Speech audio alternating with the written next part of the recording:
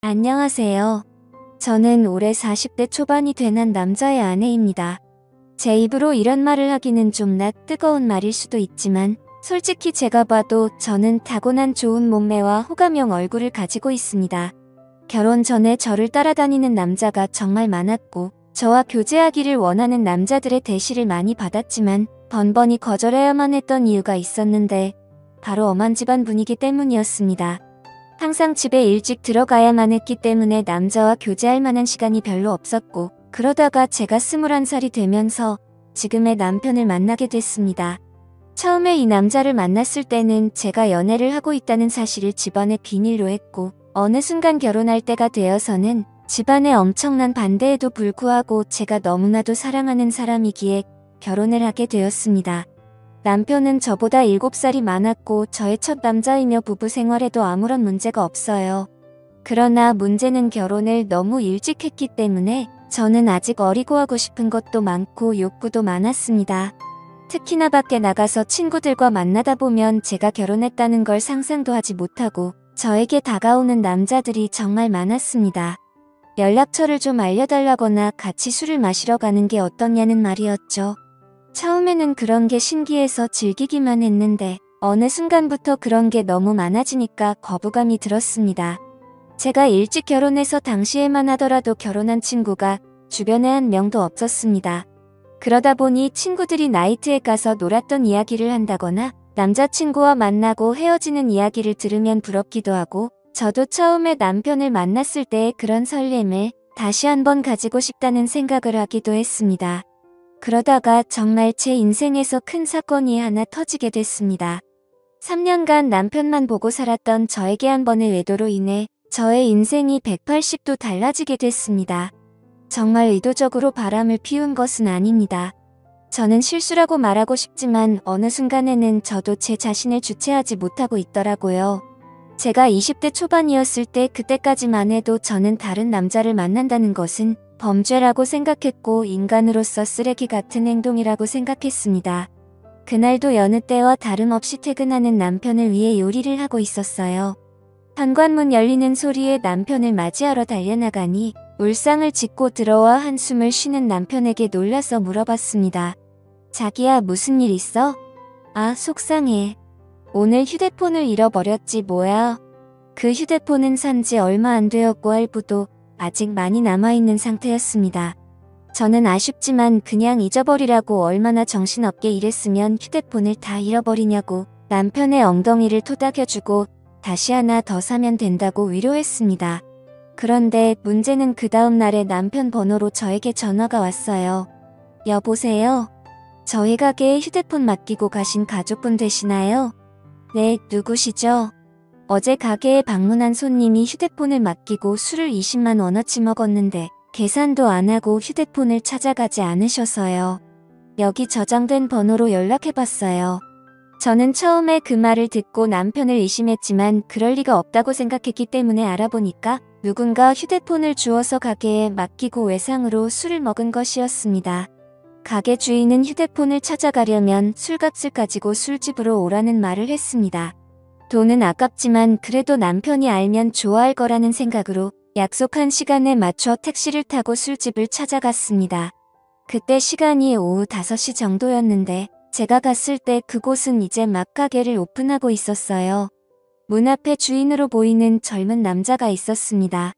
휴대폰 찾으러 왔다고 말하자 가게에 있다며 지하 2층인 술집으로 저를 데리고 갔습니다. 휴대폰을 확인하자 남편 것이 맞았는데 20만 원을 주기에는 너무 아까웠습니다.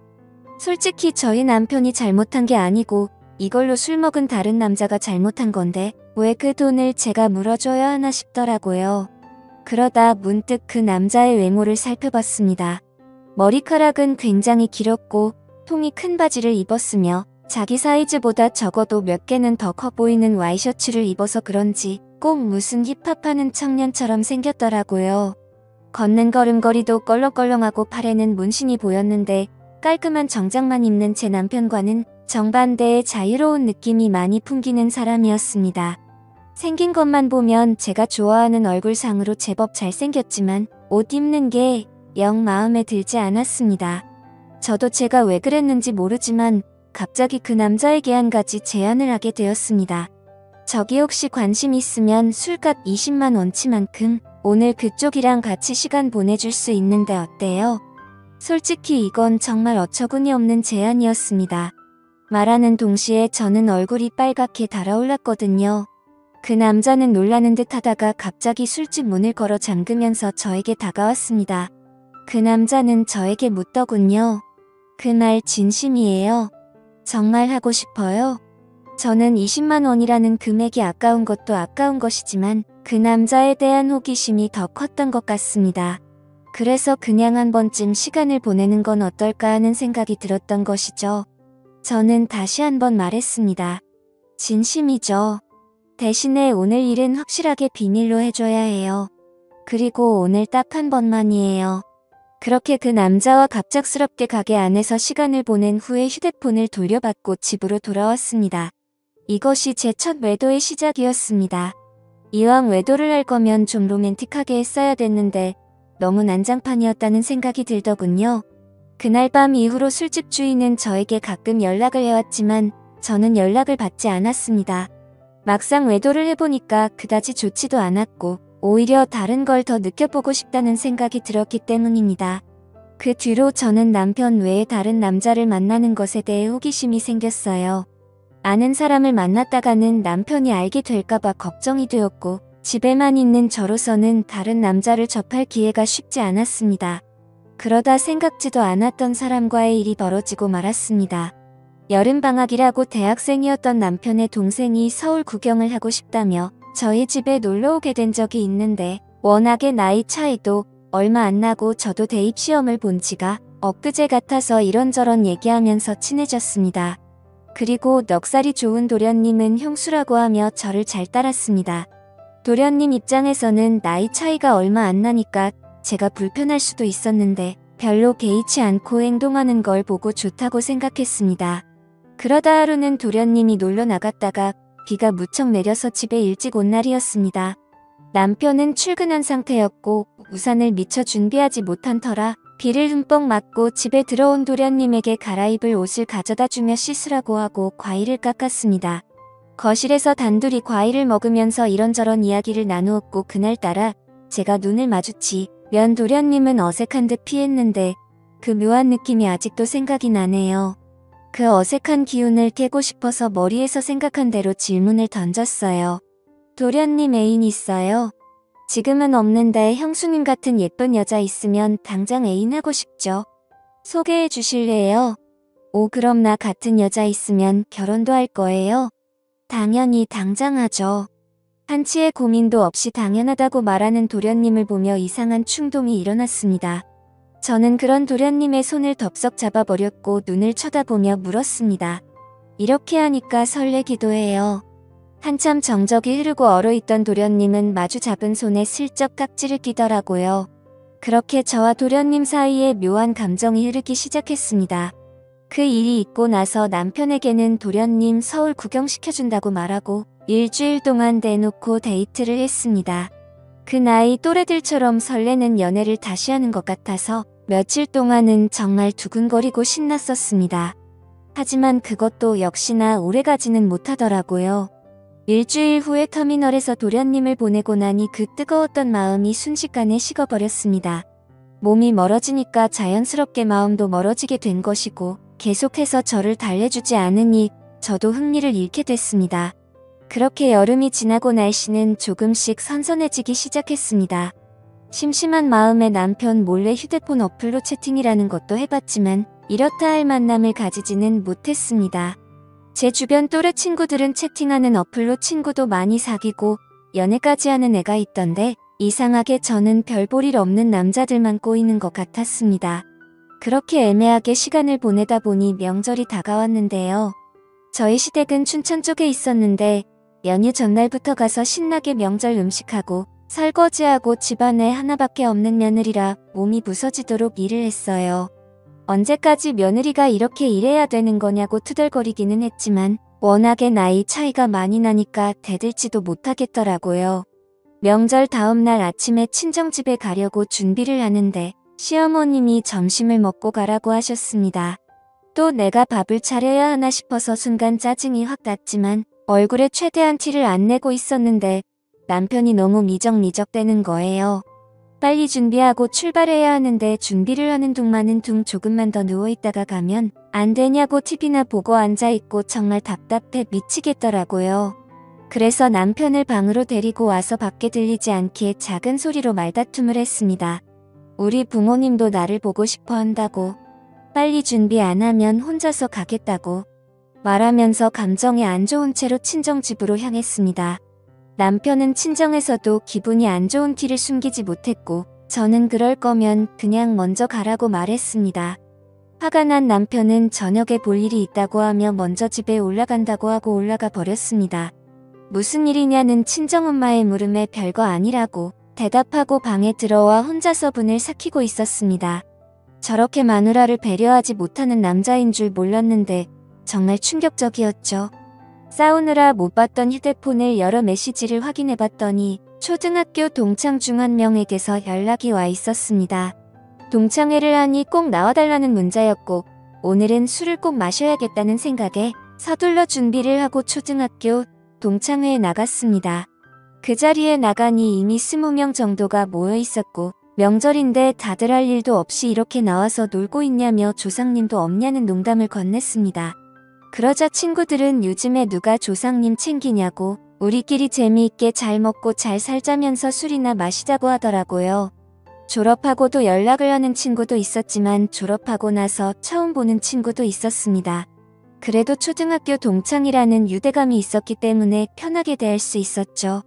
그 중에 눈에 띄는 친구가 한 명 있었는데 초등학교 때 어린 눈에도 도시아이처럼 깔끔했었던 제 짝꿍이었습니다. 그 아이는 피부도 하얗고 공부나 운동도 잘했기 때문에 어릴 적에 잠시나마 좋아했던 남자였어요. 제 기억상으로는 그 아이도 예뻤던 저를 좋아했었고 동네도 가까워서 자주 어울렸던 기억이 납니다.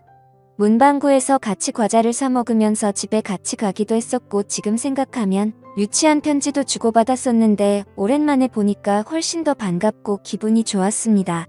그 친구는 6학년 때 전학 가서 그 이후로는 처음 봤고 멀리서 봐도 어릴 적 그 모습이 상당히 많이 남아있어서 그때의 설렘이 새록새록 기억났습니다. 저는 반가워하며 그 친구 가까이 가서 말을 걸었어요. 어머 건우야. 어떻게 연락 한 번을 안 했어? 안 그래도 너 결혼했다는 말 들었는데 연락을 못 하겠더라. 그 친구와 계속해서 대화를 하면 할수록 저는 그에게 점점 빠져버리고 말았습니다. 제가 아마 결혼을 하지 않았다면 꼭 이런 남자와 연애를 했을 것 같다는 생각이 들 정도로 마음에 드는 친구였거든요. 이 친구랑 따로 나가서 술을 마시고 싶고 오늘 밤만이라도 짧게나마 설레는 감정을 느끼고 싶었지만 저는 결혼한 여자였고 그 아이가 저를 나쁜 여자로 볼까봐 신경이 쓰였어요. 술자리가 끝나갈 때쯤 애들은 하나둘씩 빠져나가기 시작했습니다. 저 역시 집에 가야 할 때가 왔어요. 제가 인사를 하고 나오자 그 남자도 따라 나왔고 택시를 잡으러 같이 걷기 시작했습니다. 슬며시 제 손을 잡아오는 그 남자를 쳐다보니 저를 보며 웃고 있더라고요. 오늘은 완전히 끝나버린 줄 알았던 설레는 감정이 다시 살아나기 시작했고 그렇게 손을 잡은 채로 저희는 한동안 말없이 걸었습니다. 우린 서로 끌어안다시피 해서 길을 걸었어요. 택시를 타면 금방 헤어질 것 같아 너무 아쉬워서 걸어서 집까지 갔습니다. 오랫동안 걷다가 도착한 저희 집 현관 앞에서 저를 물끄러미 쳐다보더니 제 볼에 뽀뽀를 하고는 부끄러운 듯 급하게 인사하며 뛰어갔습니다. 남편하고도 안 좋은 상황에서 그를 만난 건 정말 사막의 오아시스를 찾은 기분이었어요. 그 뒤로 저희는 종종 따로 만났고 제가 서울로 올라가서도 계속 연인으로 지냈습니다. 그러다 2년쯤 지났을 때 그 아이도 장가를 가게 되었고 그렇게 저희 둘의 만남은 끝이 나는 줄 알았습니다. 저도 중간중간에 다른 남자도 몇 번 만나봤고요. 하지만 정말 사랑이라 느낀 건 그 남자가 유일했던 것 같습니다.